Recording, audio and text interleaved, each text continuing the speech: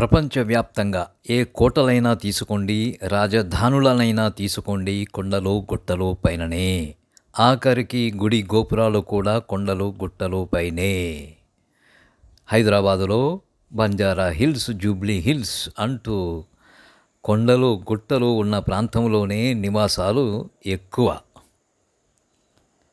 యాదగిరిగుట్ట, ఏడుకొండలు, Banjara Hills, Jubilee Hills, Bhuvanagiri కోట, గోల్కొండ కోట, ఇలా అన్ని కొండలు గుట్టలు ఉన్న ప్రాంతంలోనైతే ఇక్కడ ఒక మహానుభావుడు ఉన్నాడు. పచ్చని పొలాల లోపట 30,000 40,000 ఎకరాలు తీసుకొని రాజధాని కడతానంటాడు. ప్రతి వర్షాకాలం మోకాల లోతు నీళ్ళు. ఇక కట్టడాలు మొదలైతే గనక నడుము లోతు, ఆపై మెడలోతు వరకు నీళ్లు వస్తాయి. అప్పుడు భారతదేశంలో ప్రతి ఏటా వరదల్లో మునిగే రాజధాని ఏంటి అంటే అమరావతి అంటారు. సో ఆ విధంగా టాప్లో నిలబెడతానంటాడు.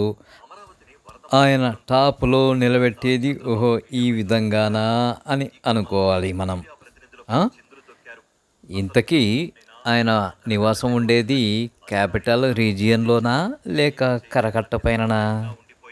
ఒకవేళ కరకట్ట పైనే అయితే తానేమో కరకట్ట పైన ఉంటాడు, మిగిలిన వాళ్ళని మాత్రం వరదల్లో ఉండాలి అంటాడు. ఏంటో మందబుద్ధి బాబు. పైకి మాత్రం బిల్డప్లు ఇస్తూ ఉంటాడు.